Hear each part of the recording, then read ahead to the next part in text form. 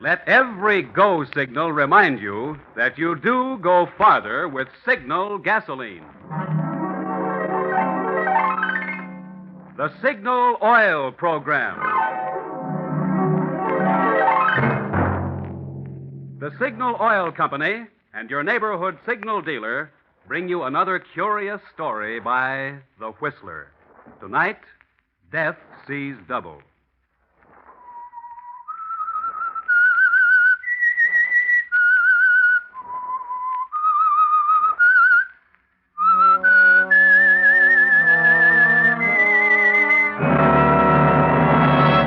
I am the Whistler, and I know many things, for I walk by night. I know many strange tales, many secrets hidden in the hearts of men and women who have stepped into the shadows. Presently I'll tell you of nameless terrors of which they dare not speak.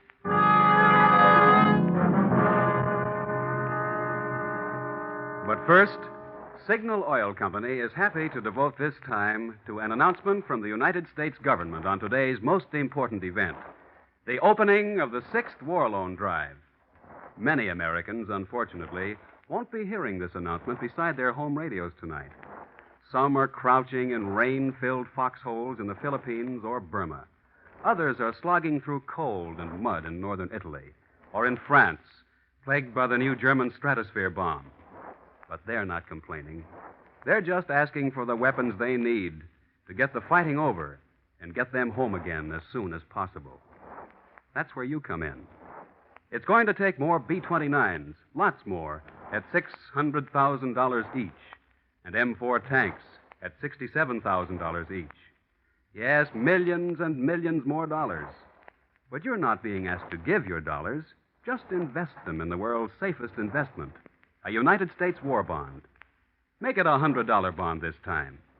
Your war bond dollars not only pay you excellent interest while ensuring your future security, but they say to the boys we sent over there, you're not quitting, neither am I, till it's over there. And now, the Whistler.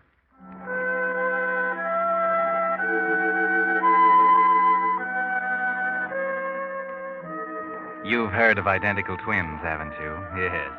You don't run across them very often, but once in a while you'll find two people who look so much alike that even their own parents can't tell them apart.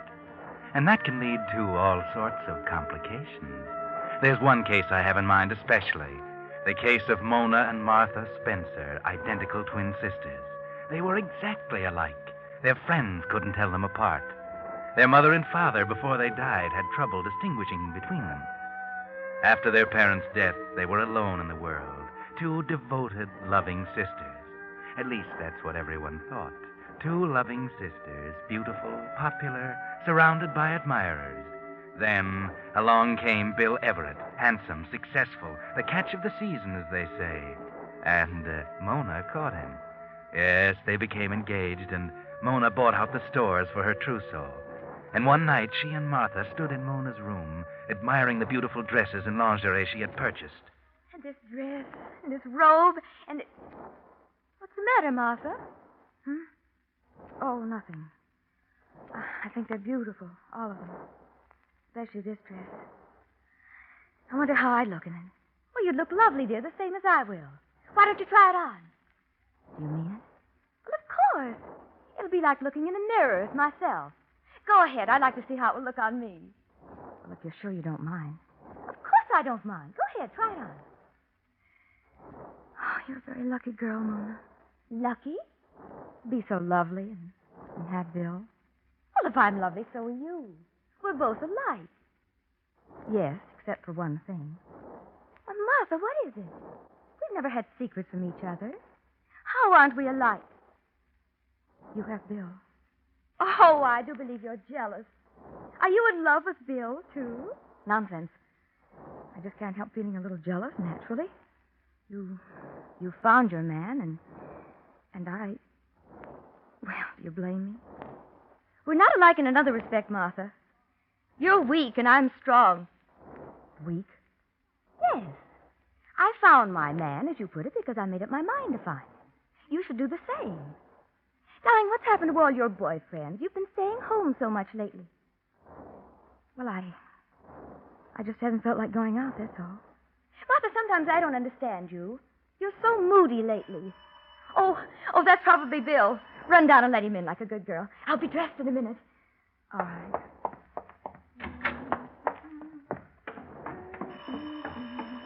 I'm coming. Hello, Bill. Hello, Mona. Oh, wearing your new dress, huh? Oh, yes, but Oh, it's beautiful. Well, get your coat. We're late. Oh, but Bill, Oh, I'm sorry. I forgot. Oh, really? Well, that's hardly the way to kiss a sister. Huh? Oh. I've been trying to tell you, Bill. I'm Martha.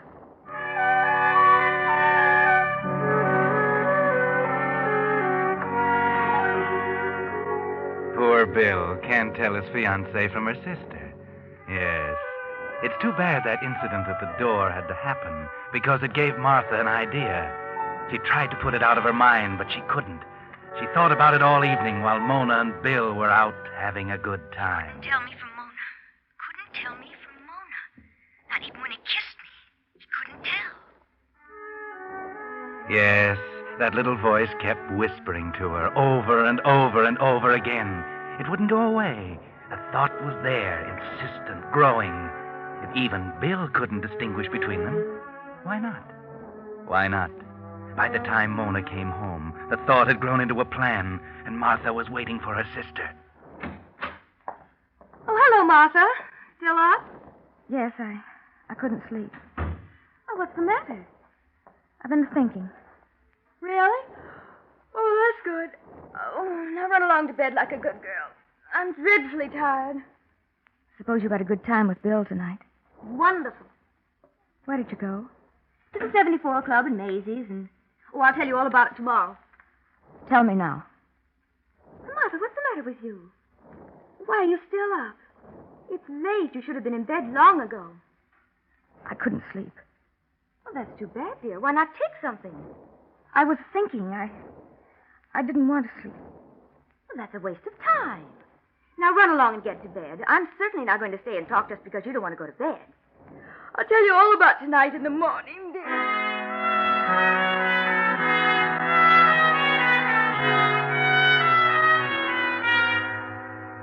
Mona goes on about the absorbing business of getting ready for bed, but Martha stays in her room, sitting, watching her, and through her mind go the details of the plan, carefully, minutely.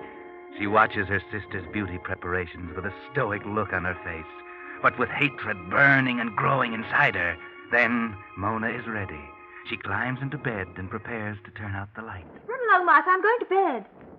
I want to talk. I told you we'd talk in the morning. No, we won't. What? There isn't going to be any tomorrow for you, Mona. What do you mean? What are you trying to do, scare me?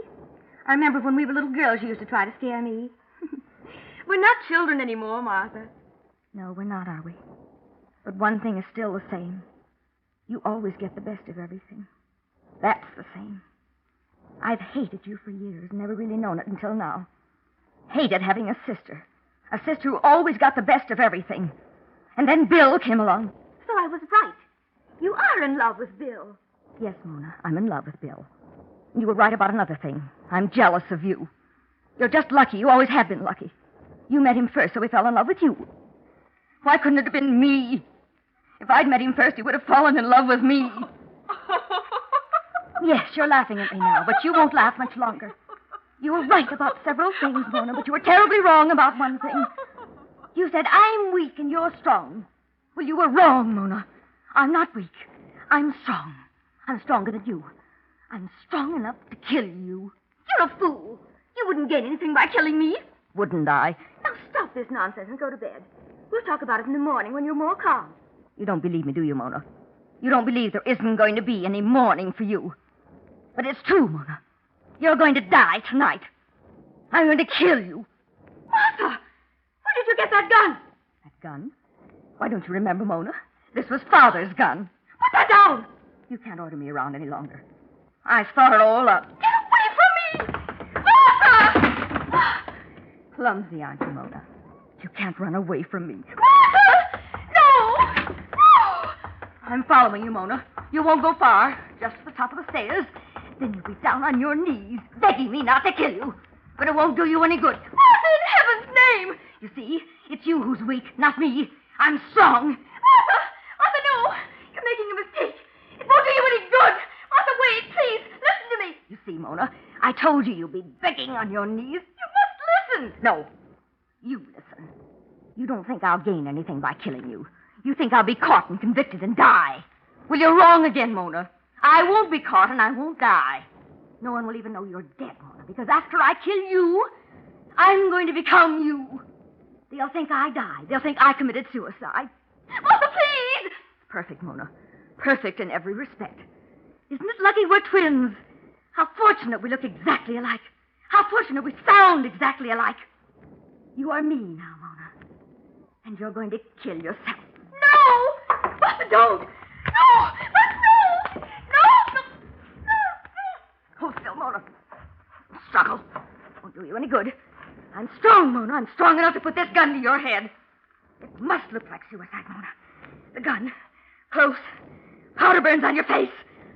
Hold still, Mona, while I pull the trigger. Ha ha.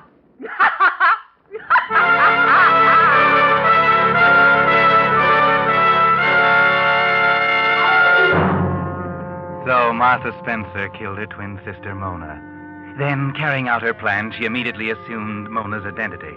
She changed into Mona's dress, arranged the gun in Mona's hand, took Mona's engagement ring and diamond clip, dressed Mona in one of her robes, and put her dinner ring on Mona's finger. Oh, yes, it was perfect. Perfect in every detail.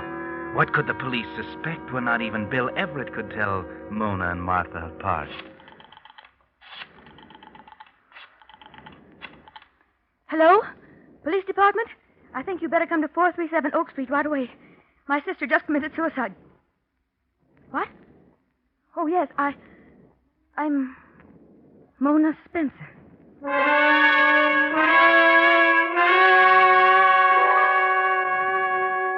Yes, it's done now. Now there's no turning back, Martha.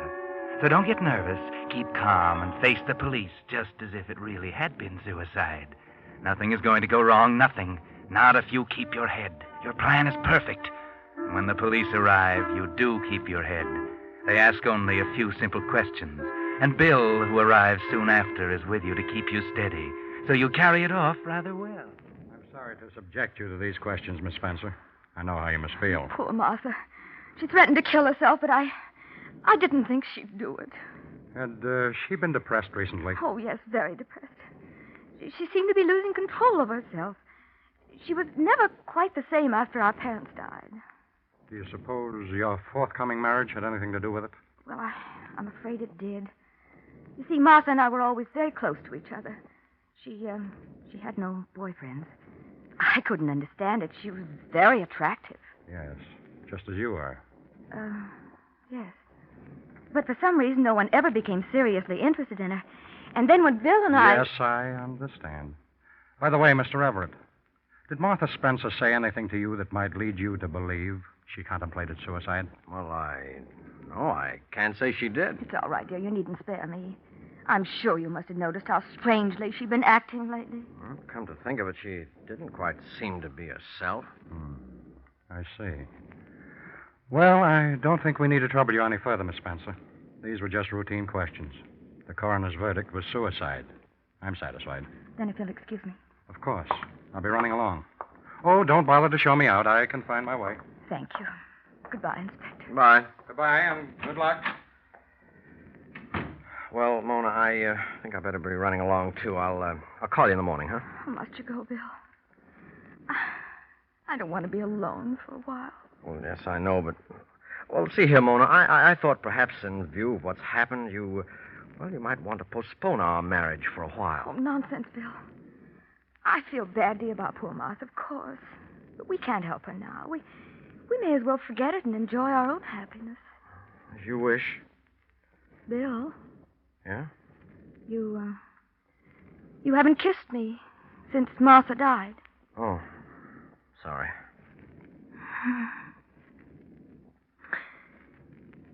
I love you, Bill. And now you're mine. Forever.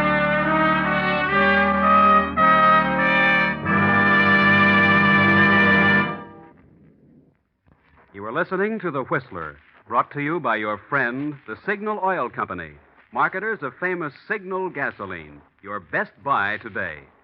Remember to let every go signal remind you that you do go farther with Signal gasoline.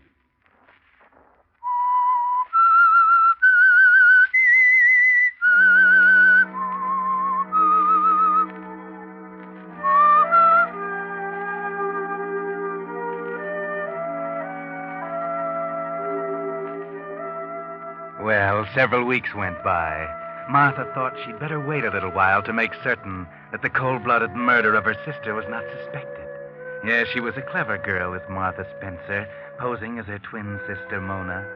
Martha knew she looked exactly like Mona. But did she talk exactly like her, and walk and act and make love exactly like Mona? At first, the possibility bothered her. Bill, kiss me. Hmm? Okay. There. Bill, Yeah?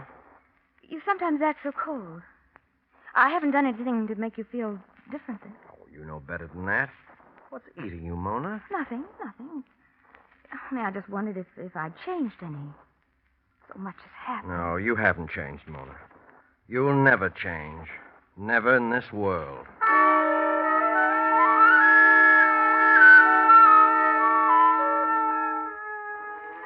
Yes, everything was going all right. Bill didn't suspect a thing, neither did the police. And after a few weeks, Martha felt secure. Bill didn't act as she had expected him to act. There was a sort of a chilly detachment in his attitude toward her, but perhaps that was only because he was shy or reticent to show his feelings before they were married. So the thing to do was to hurry up the marriage. Bill, why should we wait? Why don't we go ahead and get married? Right away. Hmm? Okay, I suppose we might as well get it over with. That's a fine way to talk about our marriage. Okay, so we'll get married. We'll drive out to Raleigh tomorrow and get the license. Raleigh? Yes. Why drive way out to a little town like that to get it? Well, you know why as well as I do. Oh, yes, Of course, dear, anything you say.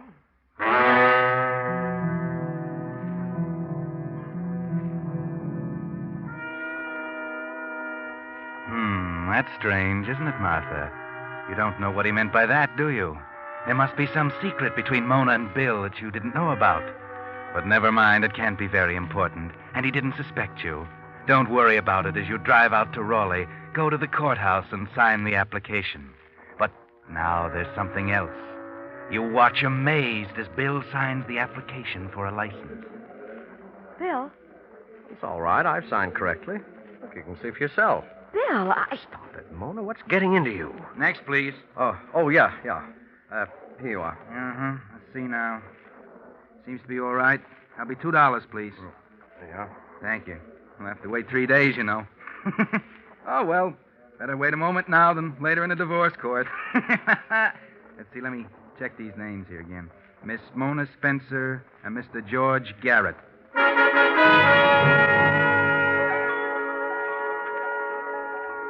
There was something wrong, something terribly wrong. Why did Bill sign the license, George Garrett? A cold chill clutched at Martha's heart, but she didn't say anything to him. On the way home, he suggested that they celebrate the occasion by going out that evening to a little roadhouse up in the mountains. She accepted, of course, and told him she'd be ready at 7. She left his car and went up the steps of her home. Yes, her home now, all hers. She opened the front door. And as she closed it, something on the stairs caught her attention. Oh! She looked at the top of the stairs. There was nothing there. She shrugged her shoulders and walked up. Just her imagination. Or was it? She paused at the top and looked at the rug. This was where she had killed Mona. She could almost see her, hear her. Martha, no, you're making a mistake. It won't do you any good. Martha, wait, listen to me. Stop it, you fool!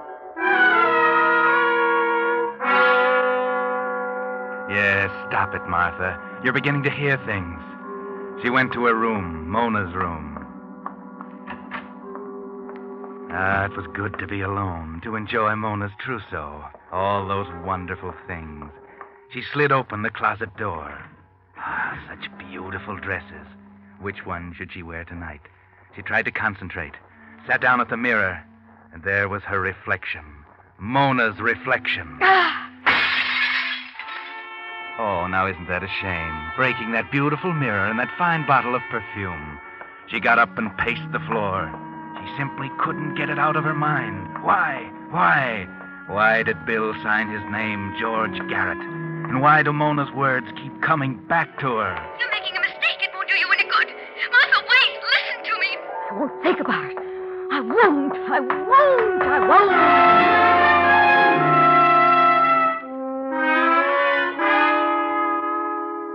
That's right, Martha. Don't think about it. Get dressed. Make yourself beautiful as Mona was. You should be happy tonight, Martha. In just 3 days, you'll be married to Bill. That's what you wanted, wasn't it? Well, then, be happy. Enjoy yourself tonight with Bill. Bill, Yeah? what's the matter? Matter? Nothing. Why? You've been so quiet. You've hardly spoken a word since we started. Oh, I'm sorry. Beautiful night, isn't it? That's no good, Bill. Something's wrong. What is it? Now, look, Mona, I don't remember that part of the bargain was catering to your whims. Bargain? Oh, never mind. Bill, there's something I don't understand. Yeah, what? About the name you signed on the marriage license. It's okay, I told you once. I signed my right name. You're right. You saw it yourself. For heaven's sakes, Mona, will you cut it out? Yes, of course, Bill. I'm sorry. Sorry. That's a hot one. Bill, Yeah? you don't love me, do you? Oh, why go into that? Because I want to know. Okay. I love you. Do you have to keep hammering at me? Sorry, Bill. Please don't shout at me. Bill, Well, what is it now? where are we going? I told you once, to a little roadhouse. Well, I don't seem to recognize this road. Where are we? Well, we're up in the mountains. We'll be at the top soon. Bill, You have to talk, Mona. Aren't you satisfied? You've had your own way. What more do you want? I want to know why you don't love me. I do love you. I'm crazy about you. Now leave me alone, will you? I'm not a fool, Bill. I want the truth. Oh, you do? Well, just be patient, Mona. We're almost there. Almost where? At the top. Yeah. Just around this curve.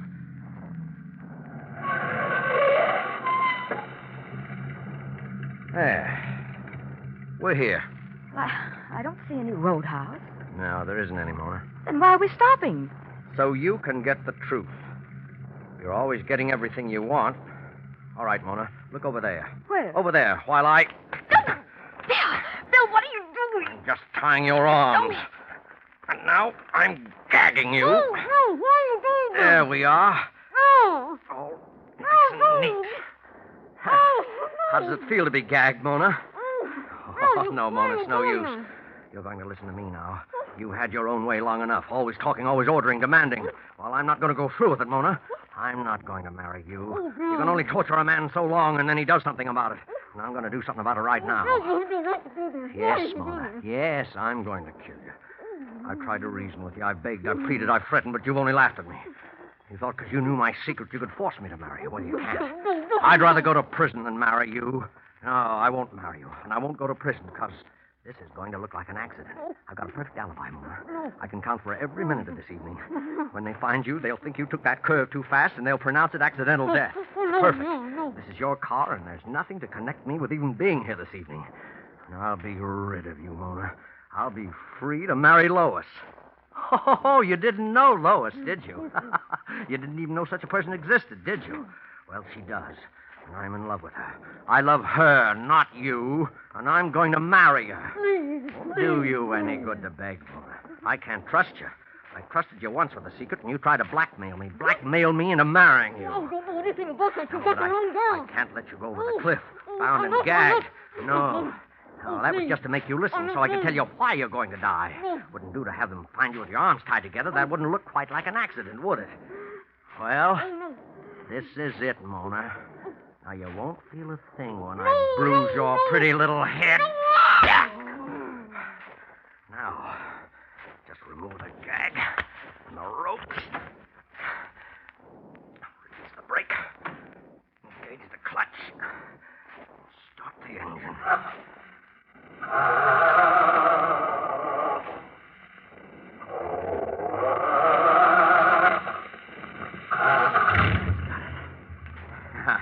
Goodbye, Mona.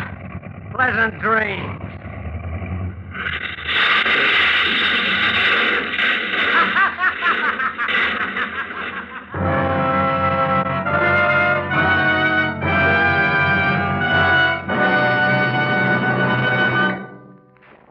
The Whistler will return in just a moment with a strange ending of tonight's story.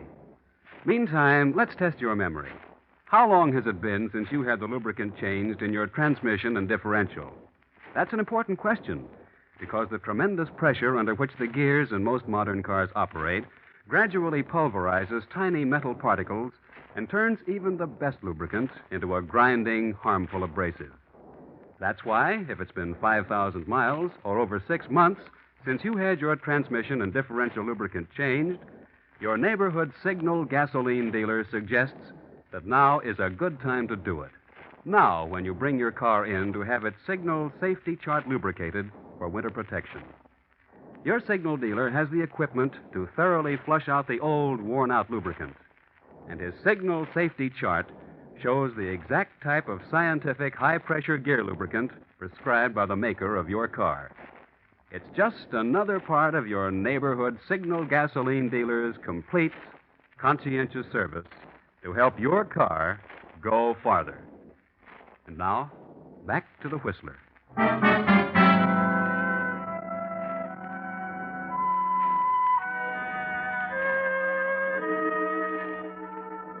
Poor William Everett, or George Garrett. That was his real name. He didn't get away with it. His alibi was foolproof enough so far as the accident was concerned. But he forgot that Inspector Dudley would check up on the marriage license and see his name signed big as life. The name of George Garrett, an escaped convict. Yes, Inspector Dudley didn't have to pin a murder on him. All he had to do was send him back to prison to finish serving a term of life imprisonment. Poor Bill. He only committed murder to protect his secret, and he never knew that it wasn't Mona he killed. It was Martha. And Martha hadn't the slightest idea that he had a secret, so she would never have given him away. Too bad Martha couldn't have known the truth before she killed Mona. Oh, well. That's what happens sometimes when you're a twin and you're in love with the same man as your sister.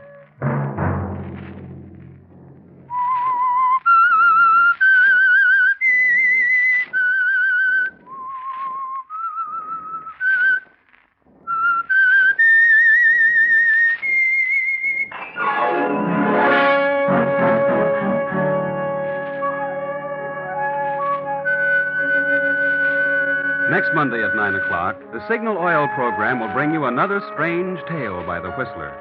The Signal Oil program is broadcast for your entertainment by the Signal Oil Company, marketers of Signal's famous Go Farther gasoline and motor oil, and by your neighborhood Signal Oil dealer, who is at your service daily to keep your car running for the duration. The Signal Oil program, produced and directed by George W. Allen, with story by Ralph Rose and music by Wilbur Hatch, is transmitted to our troops overseas by the Armed Forces Radio Service. Bob Anderson speaking for your friend, the Signal Oil Company, and suggesting once again that you let every go signal remind you that you do go farther with Signal gasoline. This is CBS, the Columbia Broadcasting System.